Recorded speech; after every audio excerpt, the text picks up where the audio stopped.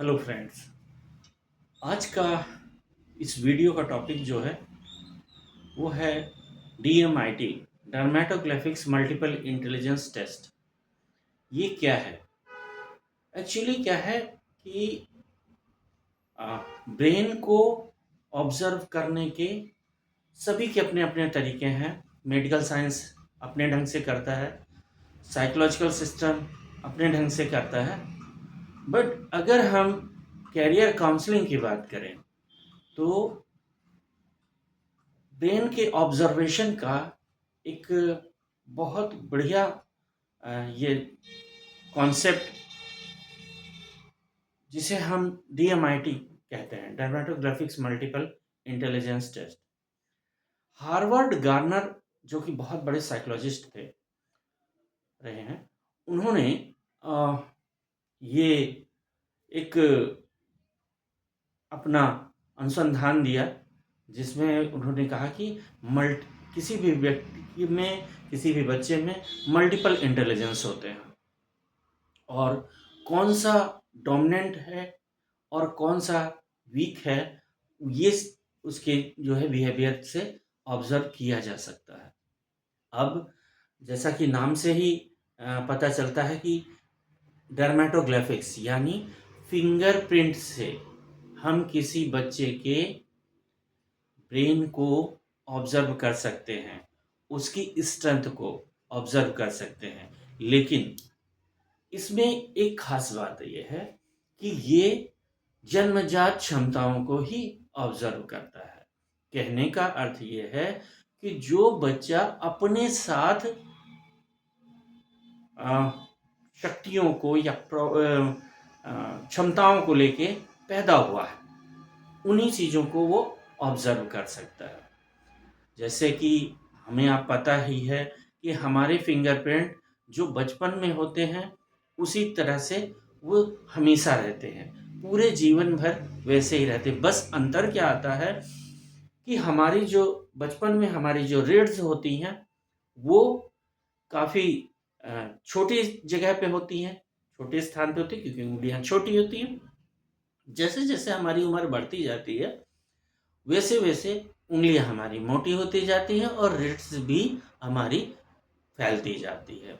अब होता क्या है कि अगर वो बहुत ज़्यादा फैल गई हैं तो उनका प्रिंट आना दिक्कत होता है, और जो बहुत सक्रिय जगह पे होता है उसमें भी प्रिंट सही से ऑब्जर्व नहीं किया जा सकता। तो कहने का अर्थ यह है कि 6 साल की उम्र के बाद ही इस चीज़ को ऑब्जर्वेशन किया जा सकता है। बहुत से लोगों में स्किन की प्रॉब्लम भी होती है जिसकी वजह से उनकी प्रिंट सही नहीं आते। तो ऐसे लोगों में देखा गया है कि जब आधार कार्ड बनवाने जाते हैं तो उनका जो थंब प्रिंट है वो बिल्कुल मैच नहीं करता, यानी बनता ही नहीं है। तो ये भी प्रॉब्लम आती है। बट एक चीज़ इसमें बहुत कॉमन है कि हर व्यक्ति का व्यक्तित्व जिस तरह से उसकी उंगलियों की रेखाएं जो है अलग अलग होती हैं, उसी तरह हर व्यक्ति का व्यक्तित्व भी अलग अलग होता है। खास बात यह है कि इसमें जो ऑब्जर्व किया जाता है वो ये है कि हमारे उंगली का पैटर्न कैसा है, और उसी पैटर्न के आधार पे हम ये डिसाइड करते हैं कि उसकी रीड्स कैसी हैं, कितनी हैं। और सबसे बड़ी बात यह है कि सेंटर से लेके और कॉर्नर तक ये डेल्टा होता है, कॉर्नर पे डेल्टा बना होता है। डेल्टा और सेंटर के बीच में जितनी रीड्स होती हैं वो काउंट की जाती हैं, पैटर्न काउंट किया जाता है। और पूरे फिंगर का मतलब एक फिंगर का 3 एंगल से फोटो कैप्चर की जाती है। और ये स्कैन करने के बाद इसको जो है हम लोग सॉफ्टवेयर से इसको एनालिसिस करते हैं।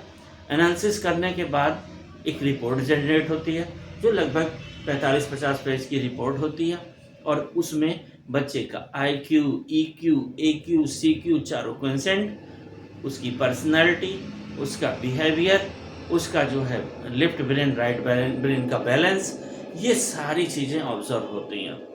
और इन्हीं के आधार पे ये डिसाइड होता है कि बच्चे का जो है कॉन्फिडेंस लेवल कैसा है, उसका जो है उसकी वीकनेस स्ट्रेंथ इसमें पता चल जाती है, उसका लर्निंग स्टाइल कैसा है, वो देख के अच्छा सीख सकता है, सुन के अच्छा सीख सकता है या करके अच्छा सीख सकता है, वो उसमें पता चलता है। और उसके अलावा भी इसमें ये पता चलता है कि उसकी अभिरुचि कैसी है, किस तरह के वो खेल सकता है, किस तरह से उसकी क्षमताएँ हैं। इतना ही नहीं, ये भी इसमें पता चल जाता है कि किस क्षेत्र में बच्चा कैसी अपनी प्रतिभा दिखा सकता है। कहने का मतलब हर माता-पिता इस चीज़ को लेके बहुत चिंतित रहते हैं कि भविष्य में इसका जॉब कैसा होगा, बिज़नेस क्या बिज़नेस करेगा या कोई नौकरी करेगा या कुछ भी उसका अपना स्वयं का बिज़नेस होगा या कोई प्रोफ़ेशनल जॉब में जाएगा। तो कहने का मतलब ये है कि इस रिपोर्ट में ये भी आपको इंडिकेशन मिलता है कि कौन-कौन सी चीज़ें आपके बच्चे की में क्षमता के रूप में है। जैसे मान लीजिए कि आज प्रोफ़ेशन के तौर पे देखा जाए तो हज़ारों दिशाएँ हैं जिस पे जाके कोई भी व्यक्ति काम कर सकता है। बहुत सारे प्रोफ़ेशंस हैं। अब ऐसे में किसी भी उसको ऑब्ज़र्व करना कि हाँ, ये पर्टिकुलर चीज़ ही मेरे अंदर बहुत बेहतरीन है, ये कह पाना थोड़ा-सा दिक्कत तलब है। जब आपको ये पता चल जाता है कि हाँ, इन हज़ारों चीज़ों में से 4-5 चीज़ें ऐसी हैं जिनमें से हमको कोई एक चीज़ सेलेक्ट करनी है। ठीक है ना? तो उसमें आपको आसानी हो जाती है। इसके अलावा भी कुछ बच्चे ऐसे भी होते हैं जो मल्टी टैलेंटेड होते हैं, जो एक-एक साथ कई-कई बिज़नेस या जॉब करने में सक्षम होते हैं। बहुत सारी चीज़ें तो ऐसी हैं ना कि हमको जो है मौका ही नहीं मिला होता, मौका ही नहीं दिया गया होता। जैसे बहुत से पेरेंट्स हैं जिनको लगता है कि बच्चे को पढ़ाई पे ही ज़्यादा फ़ोकस करना चाहिए, गेम में नहीं जाना चाहिए, तो गेम की तरफ वो जाने ही नहीं देते। जबकि हो सकता है कि उनका बच्चा बहुत अच्छा चेस खेल सकता हो, बहुत अच्छा बैडमिंटन खेल सकता हो, बहुत अच्छा कैरम खेल सकता हो, मतलब बहुत सारी विधाएँ हैं जिनमें वो अपनी प्रतिभा दिखा सकता है, बट उसको मौका ही नहीं दिया गया।